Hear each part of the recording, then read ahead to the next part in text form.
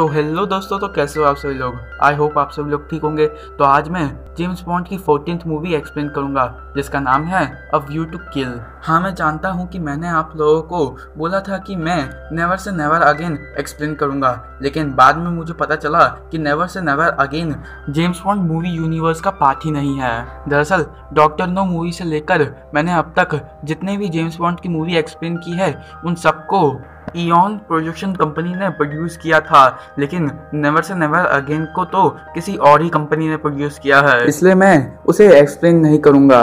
और अगर आप चाहते हैं कि मैं उसे एक्सप्लेन करूं तो कोई फ़ायदा नहीं है, क्योंकि वो मूवी भी 1965 में रिलीज़ हुई थंडरबॉल्ट पे ही बेस्ड है, जिसे मैंने एक्सप्लेन किया हुआ है। तो जाइए जाके आप उसे देख लीजिएगा, नीचे मैंने डिस्क्रिप्शन में उसका लिंक दे दिया है। खैर, ये मूवी भी इलैन फ्लेमिंग की 1960 में आई शॉर्ट स्टोरी पे बेस्ड है जिसका नाम है from a view to a किल।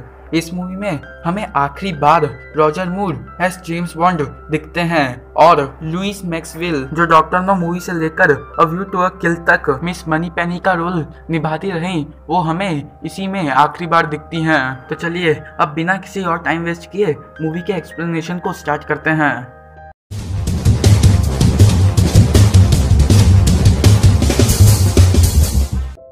तो मूवी स्टार्ट होती है। मूवी के स्टार्ट में हम देखते हैं कि जेम्स बॉन्ड को साइबेरिया भेजा जाता है, जहां पर वो 003 की डेड बॉडी से सोवियत यूनियन का एक माइक्रोचिप बरामद करते हैं। फिर क्यू उस माइक्रोचिप को एनालाइज करके जेम्स बॉन्ड और एम को बताते हैं कि ये माइक्रोचिप दरअसल में एक कॉपी है, जिसे एक इलेक्ट्रोमैग्नेटिक पल्स का सामना करने के लिए बनाया गया है, और इसे बनाया है गवर्नमेंट के कॉन्ट्रैक्टर जोरेन इंडस्ट्रीज ने। फिर इसके बाद James bond sir Godfrey Tibet, जो एक रेस हॉर्स ट्रेनर और एक MI6 के एजेंट है, उन्हें अपने साथ एक हॉर्स रेस में लेके जाते हैं, जहां पर जोरेन इंडस्ट्रीज का मालिक मैक्स जोरेन भी होता है। जेम्स बॉन्ड और टिबेट देखते हैं कि जोरेन का घोड़ा हर बार हर एक रेस में जीतता आया है। यहाँ टिबेट को लगता है कि जोरेन अपने घोड़ों को ड्रग्स देता है, जिसकी वजह से वो थकते नहीं हैं। टिबेट एक टेस्ट कराता है जिसमें नेगेटिव बताया जाता है, यानी कि जोरेन के घोड़ों को कोई भी ड्रग्स नहीं दिया जाता है। फिर इसके बाद जेम्स बॉन्ड आईफिल टावर पर एक फ्रेंच प्राइवेट डिटेक्टिव एचली ओबरजिन से मिलते हैं। यहाँ एचलिन जेम्स बॉन्ड को बताते हैं कि बहुत जल्द जोरेन अपने घोड़े बेचने वाला है, और इतना कहते ही एचलिन को जोरेन की बॉडीगार्ड मेडे मार डालती है और वहाँ से भागने लगती है, मगर जेम्स बॉन्ड भी उसका पीछा करते हैं, मगर वो जोरेन के साथ मिलकर भाग जाती है। फिर इसके बाद जेम्स बॉन्ड और टिबेट जोरेन के बड़े से मेंशन में जाते हैं, जहां पर जोरेन अपने घोड़े बेचने वाला होता है। जेम्स बॉन्ड यहाँ एक औरत को देखते हैं जो जोरेन के साथ होती है। वो औरत जोरेन को $5 मिलियन का चेक देती है। फिर जेम्स बॉन्ड और टिबेट रात को जोरेन के लेबोरेटरी में जाते हैं, जहां पर उन्हें एड्रेनल रिलीजिंग डिवाइस जोरेन के घोड़ों में से मिलता है। एड्रेनल रिलीजिंग डिवाइस से जोरेन के घोड़े थकते नहीं हैं और वो और भी तेज दौड़ पाते हैं। यहाँ जोरेन को पता चल जाता है कि जेम्स बॉन्ड एक एजेंट हैं, तो वो मेडे को कहकर टिबेट को मरवा डालते हैं और वो जेम्स बॉन्ड को भी मारने की कोशिश करते हैं, मगर जेम्स बॉन्ड जैसे तैसे करके बच निकलते हैं। फिर इसके बाद हम जनरल गोगल को देखते हैं, जो जोरेन से कहते हैं कि बिना उनके परमिशन के जोरेन ने जेम्स बॉन्ड के ऊपर हमला क्यों किया। अगर आप जनरल गोगल को नहीं जानते तो मैं बता दूं, जनरल गोगल KGB के हेड हैं। 1980s के टाइम पर KGB सोवियत यूनियन का सिक्योरिटी एजेंसी था, और इसी में व्लादिमीर पुतिन भी थे, जो रशिया के करंट प्रेसिडेंट हैं। चलिए, अब बहुत हुई हिस्ट्री की बात, अब मूवी पे आते हैं। यहाँ जनरल गोगल और जोरेन की बातचीत से ये पता चलता है कि जोरेन को ट्रेनिंग और पैसों की सुविधा KGB ने दी है, मगर अब जोरेन KGB के साथ काम नहीं करता है। फिर इसके बाद हमें जोरेन का असली प्लान पता चलता है।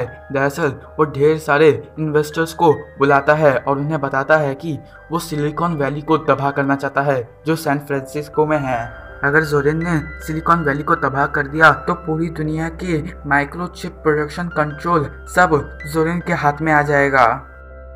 फिर इसके बाद हम जेम्स बॉन्ड को देखते हैं जो सैन फ्रांसिस्को जाते हैं। वहाँ पर वो चक ली से मिलते हैं जो एक CIA एजेंट होते हैं। चक ली उन्हें बताते हैं कि जोरेन की माँ के ऊपर एक मेडिकल एक्सपेरिमेंट किया गया था जिसके वजह से जोरेन हुआ, और एक बात जिसने वो मेडिकल एक्सपेरिमेंट जोरेन की माँ पर किया था वो एक नाजी साइंटिस्ट जो स्टेरॉइड्स बनाता है जिसका नाम डॉक्टर कार्ल मॉर्टनर होता है। वो आज जोरेन का फिजिशियन है। फिर इसके बाद जेम्स बॉन्ड छानबीन करते हुए एक ऑयल रिग तक पहुंचते हैं जिसका मालिक जोरेन ही होता है। यहाँ उस ऑयल रिग पर जोरेन भी होता है। इसी दौरान जेम्स बॉन्ड KGB की एजेंट पोला इवानोवा से मिलते हैं। पोला जोरेन की बातचीत को रिकॉर्ड कर लेती है और वो जेम्स बॉन्ड के साथ निकलने लगती है, लेकिन पोला का पार्टनर इसमें मारा जाता है। फिर इसके बाद पोला जेम्स बॉन्ड को बहलाने की कोशिश करती है और वो रिकॉर्डिंग लेकर जनरल गोगल के साथ निकल जाती है, लेकिन जेम्स बॉन्ड ने पहले से ही उस रिकॉर्डिंग को एक टेप के साथ बदल दिया होता है। जेम्स बॉन्ड उस रिकॉर्डिंग को सुनते हैं लेकिन उन्हें कुछ ठीक से समझ नहीं आता। फिर इसके बाद जेम्स बॉन्ड जैसे तैसे करके स्टेट जियोलॉजिस्ट स्टेसी से मिलते हैं। ये वही औरत होती है जिसे जोरेन ने $5 मिलियन देने की कोशिश की थी। यहाँ जेम्स बॉन्ड को पता चलता है कि जोरेन स्टेसी का फैमिली बिजनेस ऑयल रिग को खरीदना चाहता है, जिसके लिए वो स्टेसी को बहुत परेशान भी करता है। यहाँ स्टेसी जेम्स बॉन्ड को बताती है कि जोरेन ने जरूर अपना प्लान सैन फ्रांसिस्को के सिटी हॉल में सबमिट किया होगा। तो जेम्स बॉन्ड और स्टेसी सैन फ्रांसिस्को के सिटी हॉल में जाते हैं जोरेन के प्लान के बारे में जानने के लिए, लेकिन यहाँ जोरेन उन दोनों को गन पॉइंट पे ले लेता है और उन दोनों को चीफ जियोलॉजिस्ट के पास लेके जाता है। जोरेन चीफ जियोलॉजिस्ट को कहता है कि वो पुलिस को फोन करे और कहे कि जेम्स बॉन्ड और स्टेसी ने मिलकर पूरे सिटी हॉल में आग लगाई है और वो मुझे भी मारना चाहते हैं। इतना पुलिस को कहते ही